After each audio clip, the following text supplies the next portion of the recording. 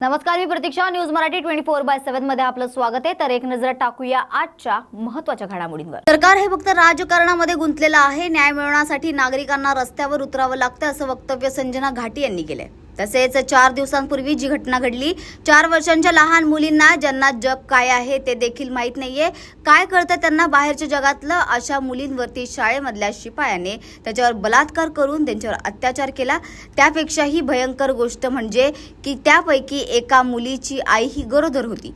ती जेव्हा तक्रार करायला त्या पोलीस ठाण्यात गेली, महिला पोलीस अधिकारी तिथे होती आणि 11 तास त्या महिलेची तक्रार घेतली गेली नाही. म्हणजे सगळ्यात वाईट परिस्थिती ही आहे की आज लोकांवर अन्याय होतोय आणि लोक पुढे तक्रार करण्यासाठी येतात, तर पोलीस स्टेशनमध्ये तक्रार घेतली जात नाही.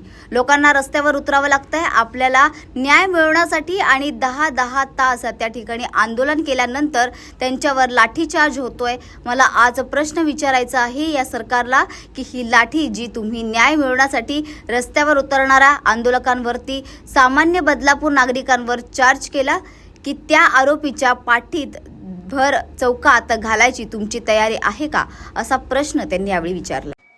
4 वर्षाच्या लहान मुलींना ज्यांना जग काय आहे ते देखील अजून माहीत नाही आहे, काय कळते त्यांना बाहेरच्या जगातलं, आणि अशा मुलींवरती शाळेमधलाच शिपाई आहे त्याच्याकडून अत्याचार घडतो, बलात्कार घडतो. ही खूप अत्यंत निंदनीय अशी घटना आहे. आणि त्याहीपेक्षा भयंकर अशी गोष्ट आहे की त्यापैकी एका मुलीची आई गरोदर होती आणि ती जेव्हा तक्रार करायला त्या पोलीस स्थानकात गेली, महिला पोलीस अधिकारी तिथे होती आणि 11 तास त्या महिलेला पोलीस स्टेशनला उभं केलं गेलं, बसवलं गेलं आणि त्यानंतर चालढकल करत करत तक्रार घेतली गेली. म्हणजे सगळ्यात वाईट परिस्थिती ही आहे की आज लोकांवर अन्याय होतोय आणि लोक पुढे धजावत आहेत तक्रार करायला, तर पोलीस स्टेशनमध्ये तक्रार घेतली जात नाही. लोकांना रस्त्यावर उतरावं लागतंय आपल्याला न्याय मिळवण्यासाठी आणि 10 तास त्या ठिकाणी आंदोलन केल्यानंतर त्यांच्यावर लाठीचार्ज होतोय. मला आज प्रश्न विचारायचा आहे या शंड सरकारला की ही लाठी जी तुम्ही न्याय मिळवण्यासाठी रस्त्यावर उतरणाऱ्या आंदोलकांवरती, सामान्य बदलापूर नागरिकांवरती लाठीचार्ज केलात, हीच लाठी त्या आरोपीच्या पाठीत भर चौकात घालायची तुमची तयारी आहे का, हा प्रश्न मला विचारायचा आहे त्यांना. लक्षात घ्या, हे सरकार आहे ना, हे फक्त राजकारणामध्ये गुंतलेलं आहे. त्यांना कोलकात्यामध्ये ममता दीदींच्या शासनात झालेल्या त्या ट्रेनी डॉक्टरवर झालेला बलात्कार हा विषय अखंड भारतभर गाजतोय. अर्थातच त्याला देखील न्याय मिळाला पाहिजे, तीही गोष्ट निषेधार्हच आहे. पण त्याच वेळेला भाजपची सरकार असलेल्या उत्तर प्रदेशामध्ये घरातून उचलून तरुण मुलीला नेलं गेलं आणि 2 वर्षांनी छिन्न विछिन्न बलात्कार झालेलं तिचं प्रेत गावच्या त्या नदीत तलावात पडलेलं मिळालं. त्याची साधी बातमी देखील होत नाही.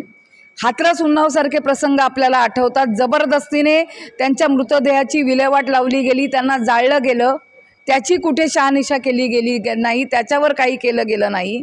म्हणजे अशा पद्धतीचे जर वागणं असेल तर हे अत्यंत वाईट आहे. आज आपण पाहिलं बदलापूरमध्ये कुठेतरी भाजपाशी संबंधित असलेली शाळा असावी आणि म्हणून भाजपाचे माजी नगराध्यक्ष असलेले वामन म्हात्रे, जे आता एकनाथ शिंदेंच्या जवळ आहेत, हे सकाळच्या मोहिनी जाधव नावाच्या पत्रकार महिला जेव्हा ही न्यूज कव्हर करायला गेली तेव्हा तिला सांगतायत, तुम्ही एवढ्या मोठ्या पद्धतीमध्ये भडकला आहात की हा बलात्कार जणू तुमच्यावर झालेला आहे.